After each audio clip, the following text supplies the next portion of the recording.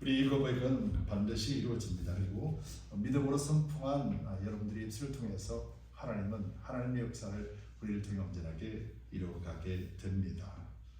여러분, 이제는 우리가 하나님을 절실하게 바라는 시대입니다. 더욱더 하나님 안에서, 또 예수 그리스도 안에서 하나님 주시는 하늘의 선물들이 무엇인지를 우리가 잘 알고 이제는 그것을 누리기를 바랍니다. 육체가 아니라 우리의 영으로 신령한 것으로 채워주신다 약속하셨는데, 그 신령한 것의 가장 큰 열매는 곧 성령 안에서 누리는 의와 평강과 희락이라.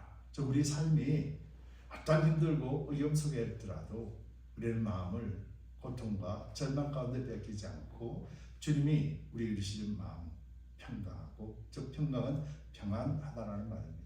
희락, 기쁨이라는 말입니다. 그렇기 때문에 말세의 마지막 때 더욱더 하나님 안에서 주시는 평안을 여러분들과 여러분들 가정 안에, 그리고 여러분들 행하는 모든 일들 속에서 넘쳐나시기를 축복합니다. 그리고 이 평안이 궁극적으로 기쁨의 근원이 되는 것입니다. 우리 여러분들의 삶이 기뻐하고 즐거워할 수 있는 그런 축복된 인생을 살아가시기를 다시 한번 예수 그리스도 이름으로 축복합니다. 아멘 하셔야 돼요. 왜냐하면 아멘은 그렇게 되기를 원합니다 라는 소망이거든요. 그렇기 때문에 여러분들이 그렇게 되기를 소망할 때 그 말씀은 이루어집니다. 믿는 자나 믿지 않는 자나 모두 하나님 앞에 아멘으로 하다 할 때 그 말씀은 그대로 이루어집니다. 여러분을 축복합니다. 네. 1994년에 제가 이제 벨리에 살 때 노트리지 지진이 있었지요. 아주 큰 지진이었습니다. 사람도 죽고 건물도 내려앉고 또 모든 것들이 힘들고 어려운 그런 시간들이 갑자기 다가왔습니다. 그때 가장 두드러지게 나타난 현상 중에 하나는 새벽 예배가 사람들이 확 찼다라는 거예요. 주일 예배도 마찬가지지만은 교회에 나오는 사람의 수가 갑절로 늘어났던 현상이 일어났던 그때, 바로 그것이 노트리지 지진이 있었을 때 바로 일어났던 일들입니다. 저 엄청나게 어렵고 또 엄청나게 두려운 시간, 그리고 또 세상의 종말과 같은 그런 시간이 다가왔을 때 우리 믿는 사람도 믿지 않는 사람도 찾는 것이 곧 하나님이셨다라는 거죠. 이것을 우리가 어떻게 생각할 수 있겠습니까? 환난이나 고통, 어려운 시간이 우리에게 주어지는 것은 반대로 해석해 보면 우리가 하나님 앞에 나아갈 수 있는 전체 절명의 복된 시간이다라는 것을 우리는 경험하게 됩니다. 이처럼 사람들은요, 하나님을 부를 때 평안하거나 행복하다라고 느끼고 만족하다라고 느낄 때 하나님을 부르지 않습니다. 대부분의 어려움이 있거나 힘듦이 있거나 위험이 있거나 고통이 있을 때 그때 하나님을 보게 되죠. 여러분, 그러면서 우리는 하나님을 바라보고 원망을 하겠지만은 실상은 성경에 보면은 바로 이것이 하나님의 부르심의 시간이라는 거예요. 하나님의 부르심은 우리를 심판하고 멸망하기 위해서가 아니라 회복하고 다시 하나님 안에서 이 땅에 주시는 하나님의 복을 누리며 살게 하기 위하여 하나님이 부르시는 신호라는 것이죠. 그렇기 때문에 모든 그리스도인들은 환난과 고통의 때에 주님을 부릅니다. 그런데 더 중요한 것은요, 평안할 때 주님을 부를 수 있는 자가 되어야 됩니다. 이것은 우리에게 주신 하나님의 은혜를 잃지 않고 계속해서 유지할 수 있는 비결이기 때문에 그렇습니다. 특별히 이스라엘의 역사를 잘 살펴보면요, 구약의 역사와 신약의 역사를 잘 살펴보면은 이스라엘 사람들, 특별히 이스라엘 민족, 하나님이 선택하신 아브라함의 자손들인 이스라엘 민족이 가장 하나님을 잘 섬겼던 때가 언제입니까? 그들이 고난의 시간이었던 40년 광야 생활이었습니다. 그때가 전적으로 하나님을 신뢰하고 하나님이 먹고 마시고 자는 것 모든 것까지 하나님이 인도하셨음에도 불구하고 모든 사람들이 하나님을 경외하는 것, 그 시간이 가장 신앙적으로 가장 활발하고 가장 귀한 시간이었습니다. 이것이 이스라엘 역사 속에서 보여지는 사건입니다. 그런데 언제가 이 하나님을 향한 신앙이 무너져 버렸는가 하면은 가나안 땅이라고 하는 소위 말하는 젖과 꿀이 흐르는 정말로 행복한 땅, 만족한 땅, 부자로 살 수 있고, 그리고 또 예쁜 여인들 만날 수 있고, 내가 하고 싶은 일 다 할 수 있다라고 하는 바로 젖과 꿀이 흐르는 가나안 땅에 들어갔을 때 그들은 그때부터 하나님을 멀리하기 시작했다라는 거예요. 그래서 사사기에 보면은 여호수아가 죽고 난 뒤에 이스라엘 후손들이 여호와의 이름을 부르지 않았다라고 합니다. 행복하고 즐겁고 하나님이 주시는 풍성함이 있음에도 불구하고 오히려 하나님을 찾지 않았다라는 것이죠. 이것은 단순하게 이스라엘의 역사가 아니라 우리 인간의 역사이기도 합니다. 그리고 그 결과가 어떻게 됩니까? 수백 년이 흘러서 그들은 남과 북이스라엘, 남유다와 북이스라엘이 철저하게 아수르에 의해서 멸망을 당하고 바벨론에 의해서 멸망을 당했습니다. 그리고는 마지막 70년 포로 기간을 거치면서 이스라엘 시대가 막을 내려버렸던 것입니다. 수백 년간에 걸쳐서 하나님 앞에 돌아오라 말을 듣지 않았기 때문에 결국은 그 행복한 삶이라는 것이 이 땅에서 행복한 것이 하나님을 멀리하게 하고 이 땅에서 행복한 것이 결코 우리를 구원할 수 없다라는 것을 정확하게 보여주는 사건이 이스라엘 백성들입니다. 그리고 이스라엘이 오늘 우리를 지칭하는 것이거든요. 오늘 그리스도인들에게도 똑같이 적용이 됩니다. 우리는 잘 살기를 원합니다. 건강하게 살기를 원합니다. 그리고 높은 자리에서 권세와 권력을 누리기를 원합니다. 그래서 우리는 기도도 합니다. 근데 막상 그 자리에 올라가게 되면은 하나님을 찾는 것이 아니라 이제는 그것을 육체적으로 누리기에 바쁩니다. 그래서 하나님을 멀리 떠나버리고 맙니다. 이것이 인간의 습성이기도 하기 때문에 그렇습니다. 소크라테스가 한 말 중에 가장 우리가 잘 아는 말이 있잖아요. 너 자신을 알라.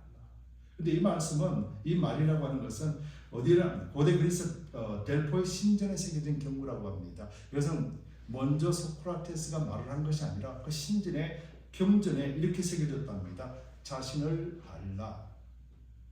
이 말의 의미는요, 자신을 알라는 것은 신 앞에서 자신이 어떤 존재인가, 신 앞에서 자신이 얼마나 무력한 존재인가 알라. 그 의미로서 자신을 알라라고 했습니다. 그래서 소크라테스는 뭐라고 표현했냐면은 내가 아무것도 모르는 것을 나는 안다. 소크라테스는 그렇게 얘기했다는 거죠. 즉 무슨 말입니까? 신이라고 하는 존재 앞에 인간의 지식, 인간의 경험 이런 것들은 아무것도 아니라는 것을 말하는 것이죠. 이것으로서 그들이 섬기는 신, 그렇죠. 이것은 우상을 이야기합니다. 하나님 이야기하는 것은 아니에요. 그들이 신의 뜻을 알 수도 없다는 것이죠. 그 철학자들도, 그 위대한 지식을 가진 자들도 자기의 지식과 자기의 경험으로는 그 신의 뜻을 알 수도 없고 만날 수도 없다라는 의미예요. 이처럼 우리가 우리 자신을 잘 아는 것은 하나님의 뜻, 신의 뜻을 알 수 있는 길이라는 것을 말하고 있는 것이죠.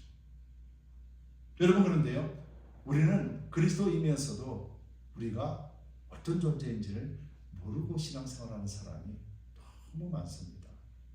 나는 어디에서 왔고 나는 지금 어떤 존재인가 알지 못하고 살아가는 그리스도인들이 너무도 많습니다.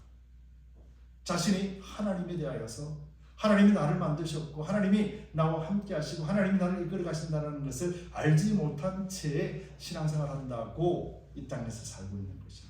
이것은 바로 하나님을 믿지 않고 자신의 생각대로 사는 사람과 별반 다를 바 없는 그런 삶을 사는 것이죠. 여러분, 우리 자신을 알아야 됩니다. 성경은요 그렇게 말씀합니다. 내가 어디서부터 났고 내가 어떤 존재이고 내가 어디를 가고 있는지 성경은 분명하게 그것을 밝혀주고 있습니다. 그렇기 때문에 이것을 알면은 우리는 절대자이신 하나님을 믿지 않으면 안 되는 거예요. 아니요, 자연스럽게 하나님을 부르게 됩니다. 자연스럽게 하나님을 믿게 됩니다. 바로 이것이 하나님의 전능하심인데요. 모든 사람들이 다 그렇습니다. 믿는 자나 믿지 않는 자나. 그래서 우리 자신을 안다라는 것이 얼마나 중요한 것인가. 지금 내가 알고 있는 내가 아니라는 것을 성경을 통해서, 말씀을 통해서 알게 될 것입니다. 여러분, 이 시대는 지금 엄청나게 발전하는 시대죠. 그런데 이 시대가 지금 어떤 시대입니까? 각 나라마다 전쟁이 일어나고 각 사람마다 자신의 옳은 생각을 주장하잖아요. 그래서 사람들 이야기하다 다툼이 일어나는 이유가 뭡니까? 내 생각이 맞거든요. 당신 틀렸다라는 것이거든요. 인정하는 것이 아니라 나는 맞고 당신은 틀려서가 싸움하는 이유잖아요. 다투는 이유잖아요. 아니 그래 당신 말도 맞을 수가 있겠다. 그래 내 말도 맞을 수가 있겠다. 그렇게 하면 절대로 싸움이 일어나지 않습니다. 그런데 뭐 때문에 싸움이 일어납니까? 바로 자신만이 옳다라고 여기는 것이거든요. 자신이 틀릴 수 있다는 생각이 전제를 아예 하지 않는 것입니다. 바로 이것이 이세상입니다. 나라도 마찬가지입니다. 국가를 리드하는 리더들도 마찬가지라는 것이죠. 모든 사람들이 지금 그렇게 살고 있습니다. 그런데요, 정작 이 세상이 어디로 흘러가고 있는지는 아무도 알지 못한다는 거죠. 여러분, 과학이 발달하면 발달할수록 사람은 편해질 것이라 생각합니다. 근데요, 편한 이전에 과학이 발달하면 발달할수록 인간의 본연의 하나님이 만드신 그 근본 기쁨과 감사와 삶의 모습들이 사라진다는 것을 사람들은 알지 못합니다. 지금은 AI 시대입니다. AI 시대를 통해서 우리는 너무 편하게 살 수 있다고 생각을 합니다. 근데 아직까지는 모르겠지요. 근데 어느 날 제가 유튜브를 보는데 AI가 아니라 이제는 AGI라는 시대가 온다라고 설명을 하더라고요. 저는 지식이 없습니다. 전혀 지식이 없습니다. 그런데 그 내용을 들어보니까 AI는 사람을 모방하는 것입니다. 사람을 돕는 것입니다. 그런데 AGI는 사람을 모방하고 돕는 것을 차원을 넘어서 사람과 같이 스스로 판단할 수 있고 스스로 지혜를 얻을 수 있는 단계에 나간다는 것이죠. 쉽게 말하면 사람들의 모든 생각들 우리는 보고 듣는 것이 한계가 있지만은 이 로봇이라고 하는 과학은 모든 세상에 흘러있는 모든 정보들을 한꺼번에 수집할 수 있고 한꺼번에 가질 수 있는 바로 그것 모든 사람의 생각도 알 수 있을 것입니다. 그 사람의 특성도 따라서 그 사람의 성격에 따라서 어떤 것을 해야 되는지도 다 알고 있을 것입니다. 바로 이것이 우리에게는 편하고 좋을 것 같은데 이 일을 통해서 인간들에게는 엄청난 고통과 어려움이 온다는 사실에 대해서는 생각지 않는 것이죠. 너무 편하고 좋겠죠. 그런데 이 AGI 시대가 오고 지금도 마찬가지지만 AI 시대 때 잡을 잃어버리는 어떤 사람들의 잡이 잃어버릴 것이다. AGI 시대 때는 누구 어떤 잡이 잃어버릴 것이다. 그럼 그 잡을 잃어버린 사람들 일단은 수십억의 사람들이 살고 있는데 그 잡을 잃어버렸다라면 어떻게 살 것인가? 여러분 물론 그 계획은 AGI를 통해서 돈을 벌고 그 돈을 분배하고 또 사람들에게 먹고 사는 문제를 해결해 준다라는 그런 취지는 있겠지만 그렇게 될 수 있겠습니까? 아니 그렇게 설정된다 하더라도 과연 그 정보에 들어가서 그 정보에 의해서 관리를 받고 그 정보에 의해서 우리가 그 로봇이라고 하는 그 체계에 들어가 버린다는 것이 과연 인간으로서 스스로 생각하고 스스로 삶을 결정할 수 있는 그런 시간들이 과연 지킬 수 있을까 하는 것이죠. 과학이 발달하면 우리는 좋습니다. 그런데 그것이 심지어 우리 인간보다 월등하게 뛰어난 과학의 힘이 다가온다면 인간은 스스로 자신의 길을 선택할 수 없을 때가 온다는 것이죠.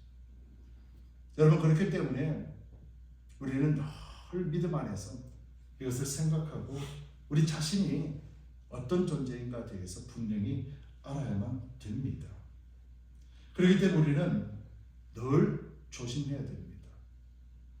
발전하고 행복한 삶을 추구하는 그것이 나쁘다라고 말하는 것이 아니라 그 자체가 우리에게 주는 또 인간으로서 원래 인간으로서 정체성을 말 잘 지켜버리고 우리가 어떻게 살아가야 되는지조차도 결정할 수 없는 지경에 이른다면 그 고통과 아픔과 괴로움이 어떤 것인가를 우리는 미리 생각해 볼 수 있어야 될 줄 믿습니다. 그리고 이것이 성경에서는 조심하라, 주의하라 그렇게 말하는 거죠. 오늘 본문에 보면은 대표적으로 뭘 준비하고 뭘 조심하라 그러냐면요. 하나님이 성전, 예루살렘 성전, 솔로몬 성전을 이제 무너질 것을 예표합니다. 즉 성전이 무너진다는 것은요. 이제 종말을 의미하는 것이에요. 성전이 무너진다는 것은 유대인들, 이스라엘의 그 사상, 그 체계, 종교가 무너진다는 것이죠. 이것을 세상으로 보면은 이제 예수님이 다시 오실 날 모든 심판이 이루어질 것에 대한 예표로 설명을 했습니다. 근데 제자들이 궁금하거든요. 예수님이 하신 말씀을 듣긴 들었는데 무슨 말씀인지 도대체 모르겠습니다. 예수님은 늘 하시는 대로 감람산으로 올라가십니다. 그리고 기도하십니다. 근데 제자들이 따라옵니다. 조용히 따라와서 예수님에게 묻습니다. 예수님 아까 성전을 무너뜨리는, 성전이 무너진다고 하는데 그 말이 무슨 말입니까? 그리고 그때가 언제 오겠습니까? 라고 제자들이 질문합니다. 그때 예수님께서 그렇게 말씀하는 것이죠. 제자들이 주의 임하심과 세상 끝에 무슨 징조가 있겠습니까? 그 성전이 무너진다는 그 사실에서 그 전에 어떤 징조가 있으면 우리가 예수님이 하신 말씀을 이루어진다라고 믿을 수 있겠습니까? 그리고 예수님에게 질문합니다. 그때 예수님께서는 이렇게 말씀합니다. 4절 말씀했어요. 여러분 한번 말씀을 비교해 보시기 바랍니다. 성전이 무너질 것이다 말했습니다. 그리고 제자들이 예수님 언제 무너질까요? 그리고 무너진다라면 그 징조가 어떤 모습으로 나타날까요? 이렇게 했으면 예수님이 몇 날 몇 시 어떤 징조가 있을 때 무너질 것이다 이렇게 말씀하는 것이 상식적인데 오늘 예수님은 그렇게 말씀하지 않으셨어요. 뭐라고 말씀하시냐? 4절에 이렇게 말합니다. 예수께서 대답하여 가라사대 함께 읽읍시다. 너희가 사람의 미혹을 받지 않도록 주의하라. 이상하지 않습니까? 예수님께서는 성전이 무너진다라고 말씀하시고 언제 이런 일이 있겠습니까? 언제 이런 마지막 때가 있겠습니까? 라고 말했는데 예수님은 언제 몇 날 몇 시라고 말씀한 것이 아니라 너희는 조심하라. 뭘요? 사람의 미혹을 조심하라 라고 오히려 이상한 말씀을 하시는 것이죠. 여러분 이것이 무슨 의미겠습니까? 사람의 미혹을 조심하라. 어떤 사람을 얘기할까요? 성경에서 사람을 조심하라 라고 하는 것은 이 사람의 의미 속에는요 하나님을 알지 못하는 사람을 얘기하는 거예요. 교회를 나와도 하나님을 알지 못하는 사람이에요. 즉 무슨 말이냐? 세상의 죄악이라고 여기는 것, 이렇게 하면 안 되지, 그렇게 살면 안 되지.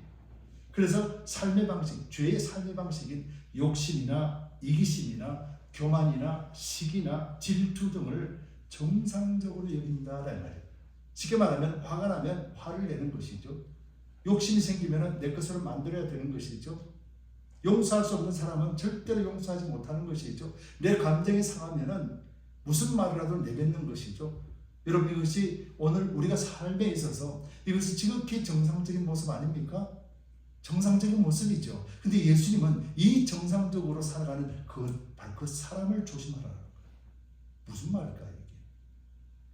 여러분 예수님의 제자들은 예수님의 말씀을 따르는 사람. 이전에 예수님의 제자들의 모습은 똑같이 이런 모습이었습니다. 그런데 이제는 어떻게 됐습니까? 예수님을 믿고 예수님을 따르며 이제는 예수님의 제자가 되었습니다. 그래서 이 모든 것들, 상식적인 것들, 그래 화나면 화를 내는 것이 맞지, 미워하는 사람 미워하는 건 맞지, 내가 더 많이 가지고 더 많이 벌고 더 많이 행복하게 사는 건 맞지, 내가 하기 싫으면 안 하면 되는 것 맞지, 이렇게 생각했던 제자들의 모습이 이제는 예수님 안에서 어떻게 됐습니까? 그 모든 것들 속에 그 사람들 향하여서 예수 믿고 그리스도 안에서 살라고 복음을 전하는 사람입니다. 그러면 어떻게 됐습니까? 그들의 삶이 이제는 용서하기 싫은 사람을 용서해야 됩니다. 내 것으로 가지고 싶은 이 욕심을 내려놓고 남에게 나눠주는 삶을 삽니다. 미워하고자 했던 그 마음을 이제는 접어버리고 오히려 용서하는 마음으로 사랑하라는 마음으로 바뀌었다는 거죠. 이게 예수님의 제자의 모습입니다. 근데 사람을 조심하라. 즉 이전의 모습. 이것을 당연하게 여기는 것. 바로 이것을 조심하라는 거예요. 이것이 마지막 때에 나타나는 현상이라고 그랬어요. 그럼 여러분들 잘 생각해 보시기 바랍니다. 예수님 때에도 이런 사람이 있었습니다. 수백 년 전에도 이런 사람이 있었습니다. 그리고 오늘도 이런 사람이 있습니다.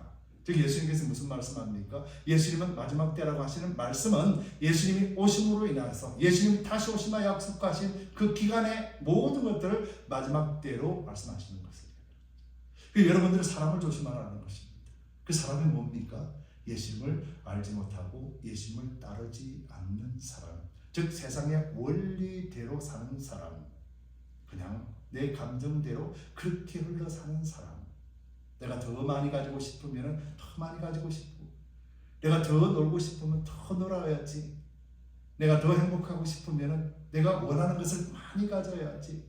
관계 속에서도 내가 만나기 싫으면 끊어버려야지. 내가 좋은 사람은 만나야지. 이런 모든 인간사에 나타나는, 육신으로서 나타나는 모든 일들이 바로 사람이라고 하는 한 단어에 집약되어 있는 것이죠. 그러면 왜 예수님이 마지막 때 이런 것을 조심하라라고 하는 것입니까? 우리가 당연히 그렇게 사는 건데, 제자들을 보면은, 제자들은 지금 그런 삶을 사는 사람들이 이제는 그런 삶을 살지 않고 누구를 따라갑니까? 예수님을 따르며 신앙 안에서, 믿음 안에서 사는 것이에요. 그러면 예수님을 믿는 것이 무엇입니까? 여러분, 예수님을 왜 믿습니까? 이 땅에 잘 살기 위해서 예수님을 믿습니까? 아닙니다. 성경은 단 한 번도 그렇게 말씀하신 적이 없습니다. 주 예수를 믿어라. 그리하면 너와 내 집이 구원을 얻으리라. 나는 길이요 진리요 생명이니 나로 말미암지 않고는 아버지께로 올 자가 아무도 없다. 즉 우리의 구원을 위해서 예수님을 믿는 것입니다. 그런데 우리가 가지고 있는 본체, 아담의 후손으로서의 죄의 성을 가지고 산다는 것은 결국 하나님 앞으로 갈 수 없다는 것을 의미하는 것이죠. 그렇기 때문에 마지막 때의 징조라는 것은 다른 것이 아니라 그 사람들이 믿는 사람들을 그렇게 할 것이라는 거예요. 그래서 지금 교회 안을 자세히 보시기 바랍니다. 왜 그렇게 믿어? 살살해, 대충 해. 그럴 수 있잖아. 하나님도 이걸 이해하시는데 이렇게 살아도 괜찮아. 뭐 그렇게 특별하게 죄를 지어서 살인을 해서 도둑질을 해서 그냥 말 한마디 실수했고 싸움이 일어났고 내 감정으로 살았는데 뭐 그것이 그렇게 큰 대수가 될까? 그냥 열심히 하면 돼. 여러분, 이 모든 것들이 어디서 오는 것인가요? 하나님의 말씀이 아닙니다. 즉 하나님의 말씀이 아닌 것으로 우리를 유혹한다라는 거예요. 어디 안에서요? 교회 안에서요. 여러분, 세상 사람들은 우리를 유혹하지 않습니다. 세상 사람은요, 믿는 사람들, 그리스도인 교회에 관심이 없습니다. 왜요? 그들은 이미 영으로 하나님의 심판이 선포되었기 때문에. 그래서 알 수 없습니다. 교회가 뭐 하는 곳인지, 믿고 사는 사람들이 무엇 때문에 저렇게 사는 것인지, 왜 전도하고 선교하고 구제하고 희생하고 봉사하고 헌신하는 것이 무엇 때문에 저러는 건지 모릅니다. 왜 아까운 시간 투자해가면서 저기 가서 저러고 있는가 아무도 모릅니다. 여기서 성경에는 죽었다라고 표현하는 거예요. 바로 사람이라고 하는 것이 바로 그것을 이야기하는 거예요. 그런데 문제는 무엇입니까? 문제는 성전이 무너지고 지금 예수님께서 어디에서 세상 사람들이 들어와서 우리에게 그러는 것이 아니라 교회 안에 믿지 않는 사람들, 즉 사람을 조심하라는 거예요. 여러분들 유혹하는 사람들, 여러분들 무너뜨리게 하는 사람이 누굽니까? 여러분들 신앙생활을 못하게 하고 예수 믿는 길에 막아서는 존재가 누구입니까? 안 믿는 사람일까요? 아닙니다. 그들은 관심 없다고 그랬잖아요. 그럼 누가 여러분들이 바른 신앙의 길을 걸어가는데 막아서겠습니까? 바로 종교주의자들입니다. 교회 안에서 유대주의자입니다. 바리새인들입니다. 사두개인들입니다. 정치와 종교를 야합하고 발전 위주, 사람들이 많이 끌어모으고 물질, 돈 많이 채워가고 이것이 옳다라고 여기는 바로 그런 사람들입니다. 여러분, 그것으로 우리가 구원을 얻을 수 있겠습니까? 아닙니다. 오직 구원은 예수 그리스도를 믿는 믿음으로 구원을 얻습니다. 그럼 그 믿음의 실체가 뭡니까? 믿음은 들음에서 나며 들음은 그리스도의 말씀이다. 믿음은 바라는 것들의 실상이며 보지 못하는 것들의 증거다. 믿음은 예수님을 따르는 것입니다. 믿음은 행함이 있는 것입니다. 영혼이 없는 몸이 죽은 몸과 같이 행함이 없는 믿음은 죽은 믿음이다 라고 말합니다. 교회에 나오고 나는 믿는다라고 말을 하지만은 내 안에 영혼이 없는 것이요. 즉 이 말이 무슨 말입니까? 하나님과의 관계 속에서 호흡하지 않는 상태를 이야기합니다.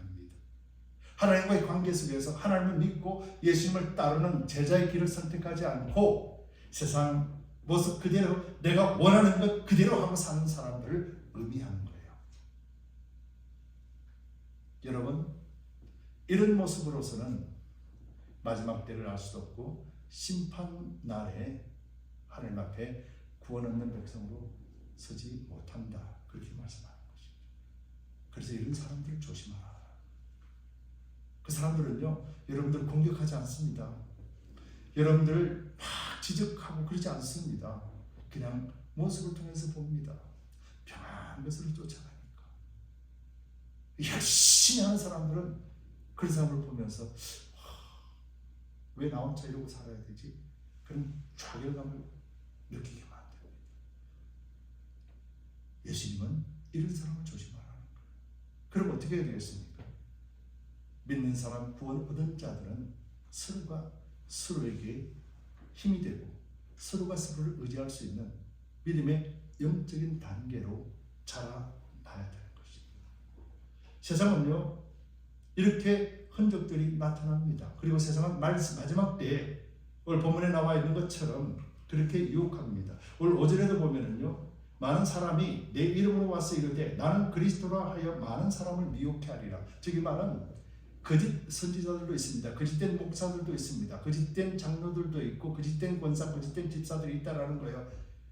나는 예수 믿어. 그러는데 실상은 예수 믿는 모습들이 하나도 없는 사람들 이야기하는 거예요. 이게 그 사람들이란 정체예요. 그러면서 많은 사람이 내 이름으로 와서 이르되 나는 그리스도라, 즉 나는 그리스도인입니다. 나는 그리스도를 가르칩니다. 나는 하나님의 종입니다. 나는 하나님의 말씀을 가르칩니다. 나는 그리스도인입니다. 나는 어디 교회 나갑니다. 나는 어디게 교인입니다. 그렇게 말을 한다라는 거예요. 그러면서도 어떻게 해요? 진짜 믿는 사람들을 무너뜨리게 만든다라는 것이죠. 여러분들 아시지 않습니까? 교회가 얼마나 힘듭니까? 서로가 분열하고 깨어지고 싸우고, 야, 나는 저는 교회 싫어. 여러분 이렇게 말 듣는 것 한두 번이 아니죠. 근데 왜 그런 말을 듣습니까? 바로 그 모습들이 우리를 무너뜨리기 때문에. 그래서 우리는 뭐라고 그럽니까? 저 교회는 싫어, 이 교회는 싫어, 저 목사는 싫어, 저 장로는 싫어, 저 사람 싫어라고 하잖아요. 그래서 나는 내만 믿는 하나님만 믿을 거야. 나는 교회 안 나가고 가정에서 예수님을 믿을 거야. 여러분 이것이 얼마나 큰 유혹이고 얼마나 큰 무너짐이요 죄악 가운데 넘어지는 건지 모릅니다. 성경은 단호하게 말합니다. 우리는 성도는 지체요 한 몸을 이루어 예수께서 머리가 되심을 인하여 모든 교회 공동체는 한 몸을 이루고 머리와 몸이 하나가 되는 새 사람이 있을 때 비로소 우리는 세상을 이길 수 있고 지킬 수 있고 승리케 한다. 성경은 에베소서에서도 분명히 그렇게 말씀하고 있습니다. 그렇기 때문에 홀로 신앙을 지킬 수 있다는 생각이 어디서부터 들어온 것입니까? 교회에 관하여서 환멸을 느끼는 순간 나는 내 스스로가 신앙생활을 할 거야. 벌써 어떻게 됐습니까? 예수님께서 하신 말씀처럼 사람을 조심하라 하신 그 조심하라는 말이 그대로 우리 스스로가 무너져 버렸다는 것을 의미하는 것입니다. 여러분 9절 말씀에서 이렇게 말합니다. 그때 사람들이 저희를 환난에 넘겨주겠으며 너희를 죽이리니 너희가 내 이름을 위하여 모든 민족에게 미움을 받으리라. 이 말도 한번 보시기 바랍니다. 너희를 환난에 넘겨준다, 죽인다. 사람들이 나를 미워할 것이다. 그렇게 말합니다. 무엇을요? 누가요? 안 믿는 사람들이 아닙니다. 유대인들이요, 바리새인들이요, 서기관들이 예수님을 십자가에 못 박았습니다. 사도 바울을 죽인 것도 유대인들이 죽였습니다. 베드로를 죽이는 것도 그들이 죽였습니다. 오늘날에도 믿는 사람들이라 믿는다 하면서 그렇게 종교의식 속에 사는 사람들이 진짜 믿음 생활하는 사람을 무너뜨리게 만드는 것이죠. 여러분 여기서 잘 알아야 됩니다. 근데 이것이 근본적으로 들어가 보면은 결국 누구 이야기하냐면요, 참 작은 달인 바로 우리 자신을 이야기하는 거예요. 하나님을 믿으려고 하는 속사람, 영의 사람, 하나님의 말씀을 따르고자 하는 이 신앙, 이것을 반대하고 무너뜨리게 하는 것이 바로 내 육체인 거예요. 야, 오늘 힘든데, 하기 싫은데, 굳이 이걸 해야 돼? 굳이 우리가 예수님을 믿어야 돼? 이것이 끊임없이 내 속에서 말하고 있는 것이죠. 도전하고 있는 것이죠. 그럴 때 우리는 이길 수 있는 힘이 예수 외에는 없다 그 말이에요. 말씀 외에는 없다 그 말이에요. 그래서 믿음은 들으면서 나고 들음은 사람의 말이 아니라 그리스도의 말씀이다. 성경은 그렇게 말씀하고 있습니다. 여러분 우리는 언제든지 그리스도 안에서 이해가 되고 그리스도 안에서 의로운 존재라는 것을 잊지 마시기 바랍니다. 그래서 마지막 때 보면은요 12절 13절에 보면은 불법이 성함으로 많은 사람의 사랑이 식어집니다. 불법이라는 것이 조금 전에 말씀하셨듯이 도둑질하는 것이 아니라 하나님의 법을 어기는 것, 즉 서로 사랑하고 서로 한 몸을 이루고, 그래서 서로가 위로해주고 격려해주고, 당신 참 아름다운 사람이야, 하나님이 당신 사랑해, 그리고 우리도 사랑해, 그래서 하나님 사랑해서 서로 나눌 수 있는 것, 이것이 하나님의 법입니다. 그런데 미워하고 정죄하고 당신 같은 사람이 이런 것들이 불법이라고 이야기하는 거예요. 그 말을 들은 여러분들이 어떻습니까? 믿고 싶겠습니까? 여러분들이 무너지기 시작하죠. 사랑을 베풀다가도 어떻습니까?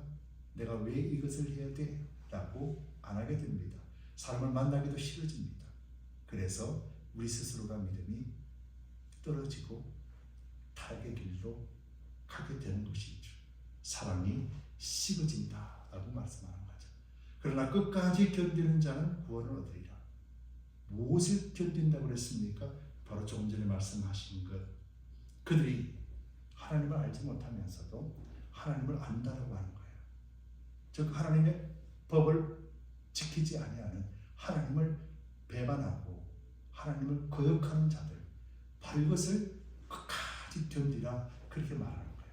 세상이 여러분들을 죽이려 하는 것이 아니라 바로 믿는다 하면서도 여러분들의 신앙을 무너뜨리게 만듭니다.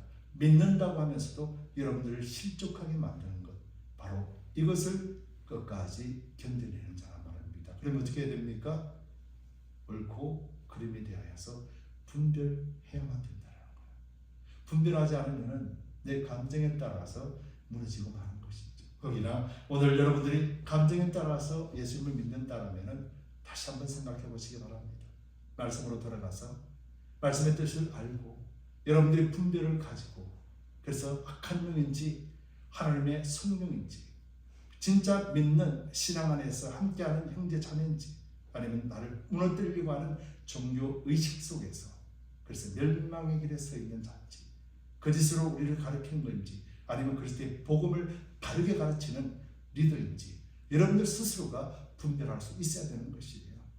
그래서 바울이 그렇게 말하는 것이잖아요. 너희가 언제까지 죽을 먹고만 살래? 이제는 단단한 식물을 먹고 소화시킬 수 있는 그런 단계로 자라야 되지 않겠니? 바울도 그렇게 말하는 것이죠.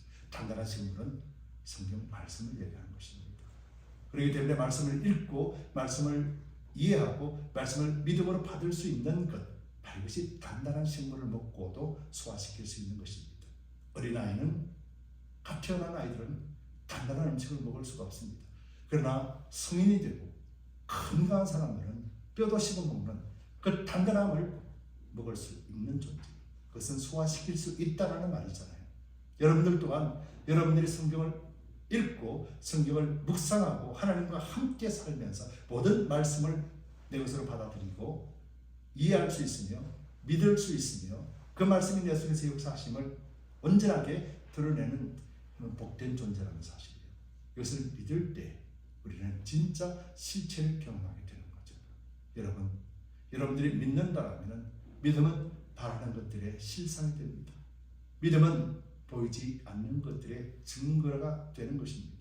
여러분들 믿음 안에서 실상은 경험할 수 있고, 여러분들의 삶을 통해서 나타나는 모든 것들이 여러분들의 믿음을 증거한다는 것을 꼭 믿으시기 바랍니다. 여러분, 하나님은 여러분 사랑하십니다. 하나님은 여러분들이 믿는 믿음 안에서 성령을 통하여 여러분들이 온전한 믿음 가운데 끝까지 승리하기를 원합니다. 이 끝까지 승리는 세상을 향한 것이 아닙니다. 끝까지 승리는 여러분들의 신앙을 무너뜨리려고 하는 그런 사람들, 즉 믿는다고 하면서도 세상 원리를 그대로 가지고 가는 사람들입니다. 그것을 당연하게 여기는 것입니다. 서두에 말씀드렸다시피 미워하는 것이 당연한 것이고, 싫어하는 것이 당연한 것이고, 시기 질투하는 것이 당연한 것이고, 그렇게 여기는 사람입니다. 남의 것을 가져가는 것이 당연하다고 생각합니다. 내가 갖고 싶으면 뭐든지 취할 수 있다고 여기는 당연함을 여기는 사람들입니다. 그런데 그리스도인이라고 합니다. 바로 그 사람들을 여러분들이 조심하라. 예수님은 그렇게 말하는 것이죠. 언제요? 마지막 때. 그렇다면 오늘이 마지막 때임을 우리는 알 수 있지 않겠습니까? 여러분, 그래서 본문의 말씀대로 무너질 것을 의지하지 말라.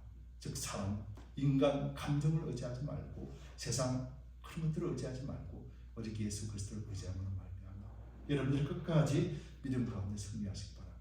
그리고 여러분들에게 하나님 주시는 구원을 잃지 말고 그 구원이 우리 가운데 임할 그날까지 신앙 안에서 그리스도 안에서 굳건하게 세워질 수 있는 저와 여러분들 되시기를 예수 그리스도 이름으로 축복합니다. 아멘. 우리 함께 기도합시다.